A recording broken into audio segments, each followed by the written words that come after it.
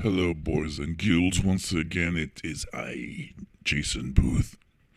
Today's topic is Iron Maiden announcement that they are not really happy being home doing nothing and retired because the work ethic that some people put themselves through, to achieve their dreams and goals in life, and is just to become a workhorse, right? So I think that's what's going on with a lot of musicians. You know, a lot of them beat the whole drug and alcohol thing, and they got the money to hire the best nutritionist and whatnot, eat healthy, and now they're gonna live forever. And that means that they can't just chill at home and enjoy their millions of dollars and travel with their family and I don't know, get into real estate and go to bingo. So now it looks like, because there's still a great demand for these ancient dinosaur bands from the 80s, obviously because the new bands just can't hack it. They can't give us anything really substantial like these gods that are still roaming the earth. They are living legends. Unfortunately, their new material sucks, and I guess musicians get old and rich and lazy. I don't know. I'm not entirely sure, but I guess just being an innovator, maybe it's not just music. Maybe it's in any kind of art, in any kind of creative capacity. Once you reach a certain point, you're pretty much toast.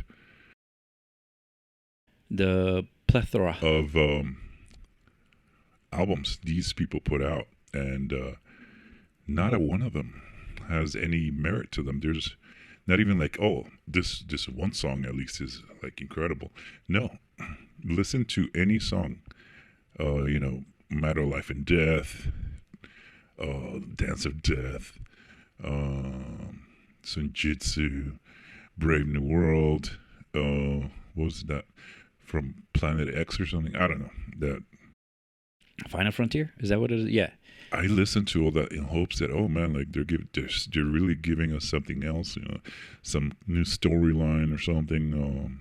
I don't know, but in the end, it's all just, it's almost like as if Iron Maiden had the money back in the day to just have an AI working for them and rewrite their brand, their formula. And it's just very disheartening. From Metallica to Maiden to even Anthrax's new stuff. Oh, a lot of people like it, or I don't know. Maybe they're warped, and they like For All Kings and worship music, and it's all disappointing. Slayer has been disappointing me since after like seasons in the Abyss. That was like their last good one, but even that one, you can hear the repetitive autopilot thing going, and it's pretty disheartening. But they are legends because what they did in the 80s is unmatched to this day by any of the new bands that, some people say, oh, metal has evolved and things change and you gotta go with the changes, otherwise you're stuck in the past. You know what? Screw all you people that say that, because I don't have a problem listening to new stuff. I've heard some good stuff from new bands, but they simply cannot match the fierce talent and innovation that a lot of the 80s gods did, and they themselves can't match anymore. So, you guys were supposed to take the baton back in the mid to late 90s, early 2000s, and no fucking big band took it. The songs are just not there. The innovation, there's none. It's just, new technology in the recording studio and 7-string guitars coupled with a bunch of new effects. It's a basic, generic crap formula. Like, there's no originality at all, nothing to admire. But, new people don't do their homework. They just want to get into whatever other people are getting into. Peer pressure, and it's new, so it's got to be better than anything in the past, because people are like programmed to think this way somehow. When I was growing up, Led Zeppelin was before my time. Like, they broke up even before I knew who they were, and Sabbath and the Beatles. And I looked back. I had to do my homework and look back where all the metal that I was getting into in the 80s was all about. Where did it come from? How did it get here? Like, who were the players that everybody got influenced by? And I got into all of that, and I admired the hell out of those bands. But a lot of new kids that are getting into metal, they're like, I don't want to listen to no dinosaur fucking dad rock. Like, completely dumb and like clueless pieces of crap out there. These people need to be spayed or neutered. Please remember to spay or neuter your new metal kids and your Falling in Reverse fans and your Sleep Token fans, or it will be done for you by the metal militia. Thank you. Anyways, on to Iron Maiden Setlist for the 25-26. They're promising deep cuts, and it's fortunate that they've decided to only go from their debut, I think, from their debut to Fear of the Dark. So their first 9 albums, because everything after that is absolute crapola. It's regurgitated Iron Maiden brand. Steve Harris patented formula for success. Rinse and repeat into infinity. My own wish list.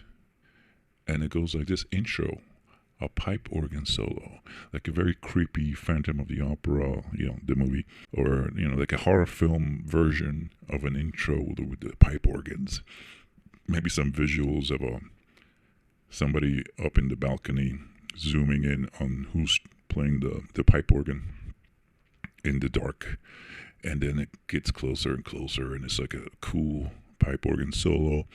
And then as you get closer, the guy playing, or the dark figure playing the organ, becomes clear that it is Eddie, and he starts playing Phantom of the Opera riff, and he repeats it over and over. And then the guitars that come out of nowhere, because it's pitch dark, the guitars join in, and then the bass joins in, and then they go all of it. It builds into a crescendo, and it explodes as the snare hits.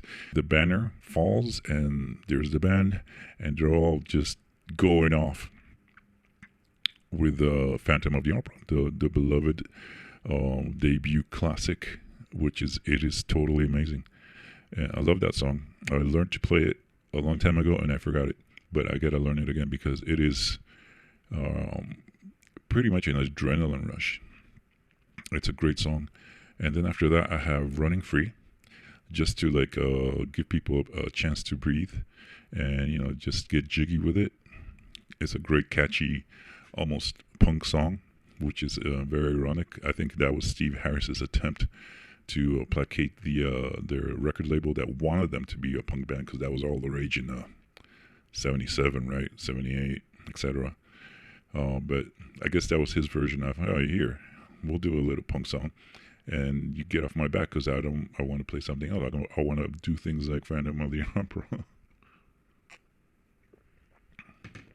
All right, after that, then you move up the discography. You move up on the discography with Another Life from Killers. And I should have put Slash, Innocent Exile. 2 great deep cut classics from Killers. And I think that what Maiden has been missing this whole time, and that's pissed me off about Maiden, is that they don't cut songs in half, or they don't get creative in any way.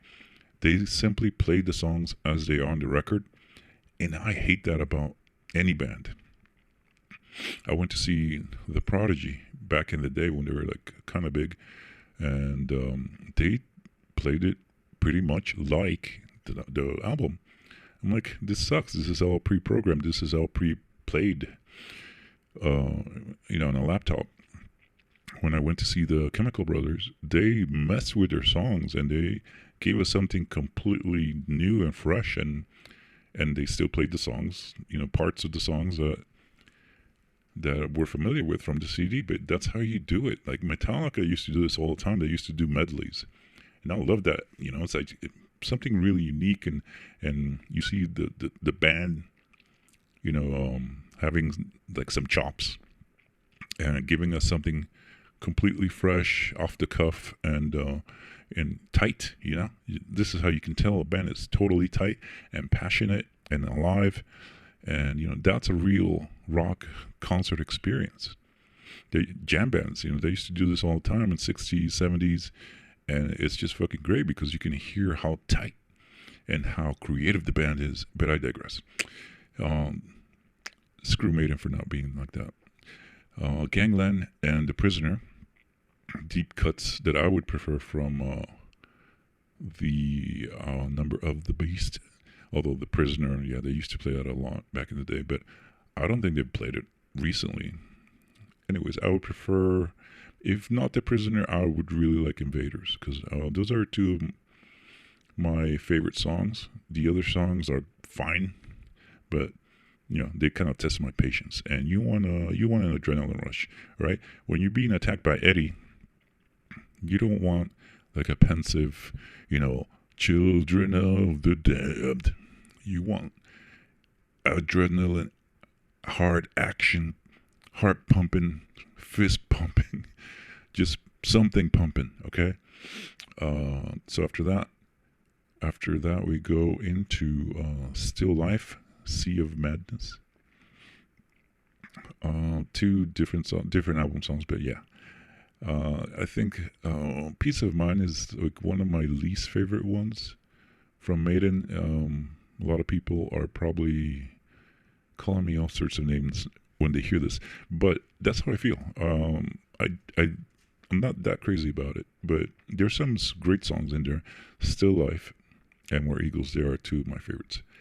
And then Sea of Madness, one of the best songs from Somewhere in Time and of their career. Really creative. I think Adrian Smith wrote that.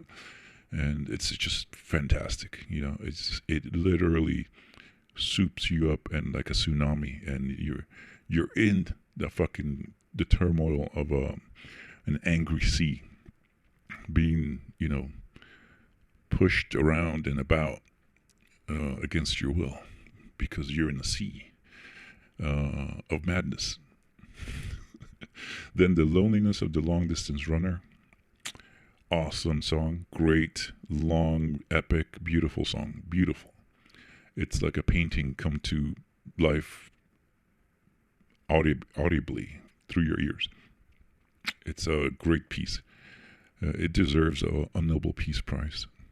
And then we have number 9, Evil That Men Do / Only the Good Die Young. So those are the two best songs off Seventh Son of a Seventh Son of a Seventh Son. And you can't tell me otherwise. Moonchild, you know, whatever, the prophecy. You can have that. I want like adrenaline pumping Maiden. And those are the best two hard rocking songs on the album. And they should mix them, not play them completely, but somewhere along the middle, do a little jam and then switch to the next song. You know, keep things interesting and happening. After that, we'll go with the Be Quick or Be Dead, another fucking fist pumper, and adrenaline for your brain. And it's probably the best song on that album, as well as then Tell Gunner, Holy Smoke. And then, you know, that pretty much completes the discography run. But bam, you get Heaven Can't Wait / Deja Vu out of nowhere. They took maybe a little water break, a little AC blast, and then they come back fresh after having a cup of tea, of course. And then they give you those two incredible bangers from Somewhere in Time. And then you thought it was over. Surprise, motherfucker. Where Eagles Dare / Doctor Doctor. I don't think they've ever done that. Playing Doctor Doctor, the song itself, as an ender. And right after Doctor Doctor, you get, you know, always look on the bright side of life, and you're a happy camper. And then you get to go home with your ears ringing and, you know, your pants wet and sticky. And you've experienced a perfect track set list for the first time in their 50 years of existence. All thanks to me. So whoever wants to retort to this and give us a little rundown of what you think is your perfect set list, feel free. You can tag me and put description on your video. You're joining the set list fantasy camp. Kind of stretchy. I'm calling you out. If you're down, be my guest and give me your thoughts. I know we kind of agree on Maiden sucking eggs after the 9th album. And I also got another fellow of mine, a friend that is incredible. He writes his own music. He goes by the name of Roy Bar Nashum. Nashum? No, I don't know. I don't know how to spell that. Sorry, Roy. But you are very welcome to give me your thoughts on this set list.